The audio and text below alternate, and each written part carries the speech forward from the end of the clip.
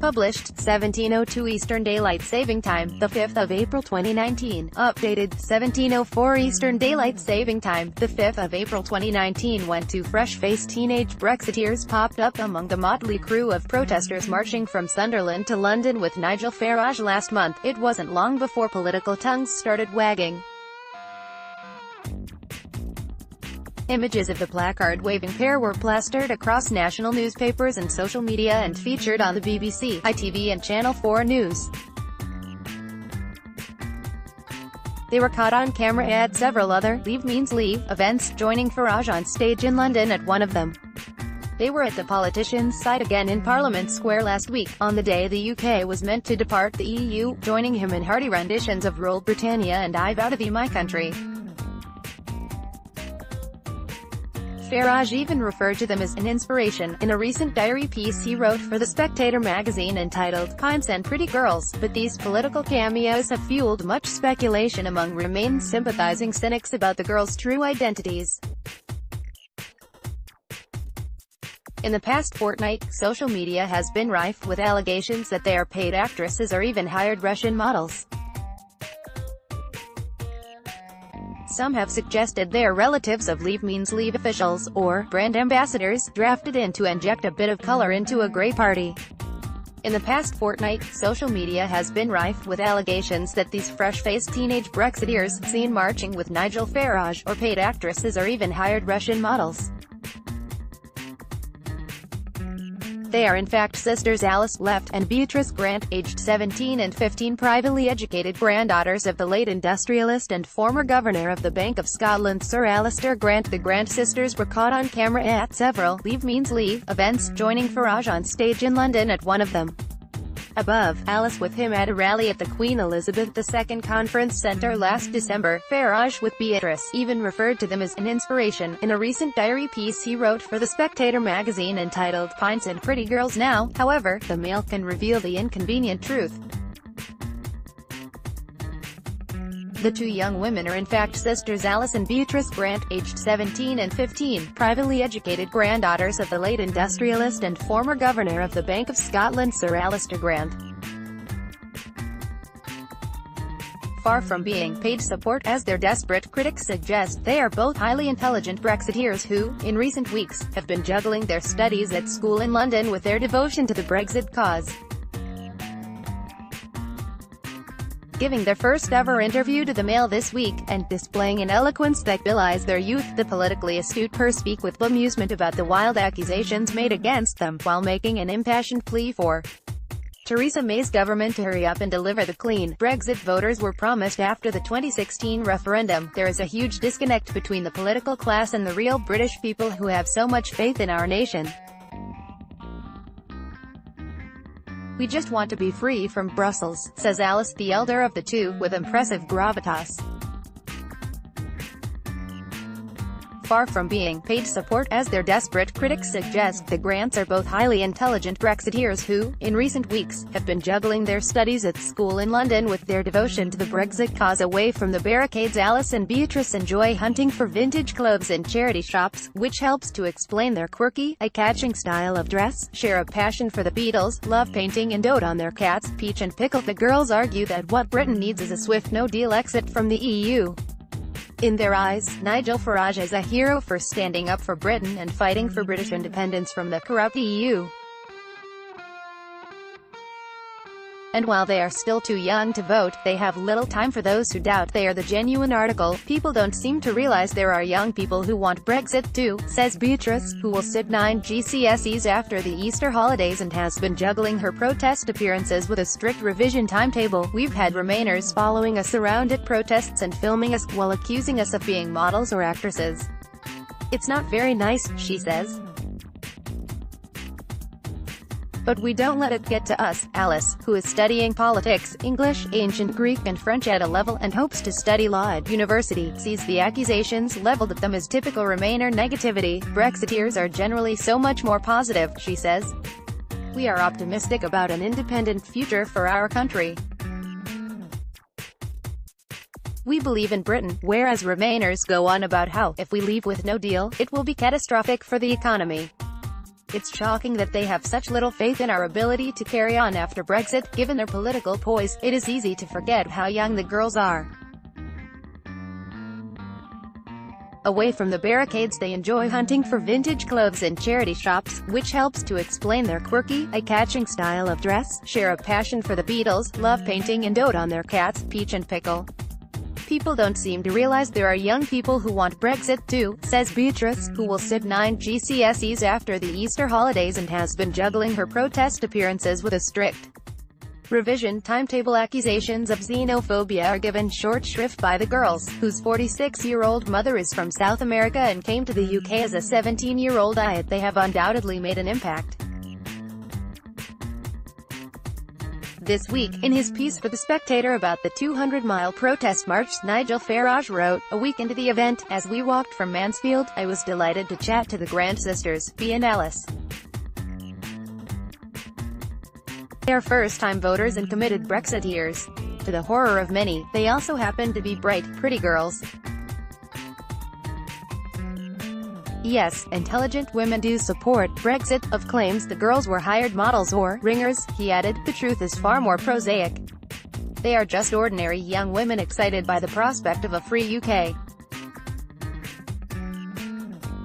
They're an inspiration to me. It's their future that I'm working for. Alice and Bea were thrilled to be mentioned in print by Farage and admit their support for Leave Means Leave has set them apart from many of their peers. "Most of my friends are Remainers," says Alice, "but when I ask them why, they can't really give any good reasons. I believe it's because they don't know enough about the EU and its history." The sisters attended their first Leave Means Leave rally in London in December, not long after Theresa May first announced she was postponing a final vote on her Brexit deal. Alice subsequently revoked her membership of the Conservative Party in disgust. "Do you think people our age are afraid of judgment because being a Brexiteer is seen as being far-right, which is untrue, and there are horrible words attached to us like fascist and racist. We are made out to be extremists and people are afraid of that label. They are scared to voice their opinion." This is clearly not the case with Alice and Bea, who set out their arguments calmly and clearly, citing books they have read and statistics they have noted. Alice adds, "Many people don't realize we are the 5th largest economy in the world, or that despite the uncertainty of last year, London was still ranked number 1 as the best place for business in the world. Lots of countries would love to do free trade deals with us." Accusations of xenophobia are also given short shrift by the girls, whose 46-year-old mother is from South America and came to the UK as a 17-year-old. "Brexiteers are often portrayed as inward-looking, but we want a global future for Britain," says Alice. "The EU's preferential migration system is something we have a problem with because we don't see why people from Europe should be given preferential treatment over people from India or New Zealand, or the rest of the world." At home in Notting Hill, West London, the girls are backed by both their mother and their father, a 53-year-old former advertising executive and journalist. Their mother often accompanies them to protests. "They fully support what we are doing as long as we keep up with our schoolwork," says Bea. By their own account, they were raised in a non-political household. Their father is the son of the late Sir Alistair Grant, who rose from being a management trainee at Unilever to become the driving force behind the Safeway supermarket chain, chairman of the Brewers Scottish. He died in January 2001, just before Alice was born. "Sadly, we didn't get to meet him," she says. "I think he would have been proud of us for standing up for what we believe in." The girls were barely into their teens when the EU referendum took place in June 2016. Alice was 14 at the time, Bea just 12. Their conversion to the Brexit cause came last year when Alice began studying A-level politics. "We started researching the EU and the question of leaving. It was clear to us that the will of the people wasn't being respected at all.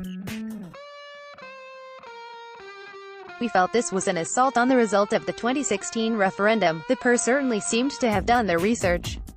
Both are well-versed in Brexiteer literature, citing works such as The Great Deception, by Christopher Booker and Richard North, and Brussels Laid Bare, by Marta Andreessen, the EU's former chief accountant, as well as pro-EU speeches.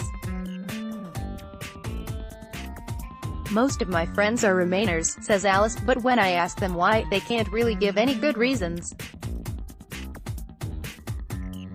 I believe it's because they don't know enough about the EU and its history. Their conversation is littered with mentions of the Maastricht Treaty, the Lisbon Treaty and the Treaty of Nice as evidence of an erosion of British sovereignty. It became clear to us, continues Alice, that the EU cannot be reformed from within. It's a super-state project and we don't want to be part of that. We saw how politicians had signed our sovereignty away.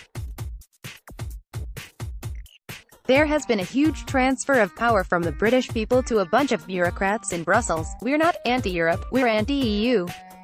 The EU is just a complex of buildings in Brussels where laws are made. It's not the continent. We love Europe. They attended their first Leave Means Leave rally in London in December, not long after Theresa May first announced she was postponing a final vote on her Brexit deal. Alice subsequently revoked her membership of the Conservative Party in disgust. We were horrified by what she had negotiated in Brussels, says Alice. We went to the rally because we wanted to throw our weight behind a WTO Brexit. At the end of that event on December 15, the girls met Nigel Farage for the first time. We went up to say hello, says B, but we didn't get to talk to him for long because there were so many people there. Alice adds, it was just great to be with so many people who believe in Britain and want to be independent. In London, people are so isolated from the rest of the country. At another Leave Means Leave rally in January, Alice plucked up the courage to tell 55-year-old Farage how much she admired him. Farage, she says, was gracious and politely thanked her. Alice and B were thrilled to be mentioned in print by Farage and admit their support for Leave Means Leave has set them apart from many of their peers. She doesn't hold back in her praise for a man she says is full of integrity. Really has given Brexiteers a voice, she adds. In February, she phoned in to the politician's LBC radio show and spoke live on air about her beliefs. I'm 17 years old and I'm very passionate about Brexit, she told him, adding that she did not feel represented by any of the political parties in Parliament. Last month, the girls' mother accompanied them by train to Sunderland, where they set off on a 20-mile walk in the rain to Hartlepool on the first day of the Brexit protest march. At a pub en route they were photographed chatting to Farage. The girls returned to London because of school but rejoined the march the next weekend as it moved through Nottinghamshire, where they were photographed again, striding alongside Farage. We fought our way to the front to walk with him, says B. We talked to him for longer that time, Alice adds. I asked him if he thought Article 50 would be extended. He said yes. At that point I still believed we were leaving on March 29th. It was a false hope. Last Thursday the girls marched from Fulham to Parliament Square with their mother, because we feel betrayed by our parliament. It was the only time they have skipped school to demonstrate, but they say even though they were marked down for an unauthorized absence, it was a sacrifice worth making. It was there, they say, that they found themselves photographed and filmed by Remain-supporting protesters, who posted the footage online along with more accusations that they were being paid. I have to hand it to the Leave Means Leave top brass. They have certainly hired themselves some smoking hot young things, especially these two, was one comment posted online. Another described them as hired young hotties. B and I are made of stern stuff, so it doesn't bother us, but it's quite shocking because we're still quite young, says Alice. We shouldn't have to put up with it, especially from adults. As for the current Brexit situation, Alice calls it a shambles. We all assumed the law would be upheld and that after 2 years of negotiation, we would leave the EU with or without a deal. No deal is better than a bad deal. For opponents of Brexit, they are clearly an enigma, bright young girls who know what they think and are not afraid to stand up for what they believe in. Feel free to disagree with their political views, if you will, but don't dare accuse them of not being genuine.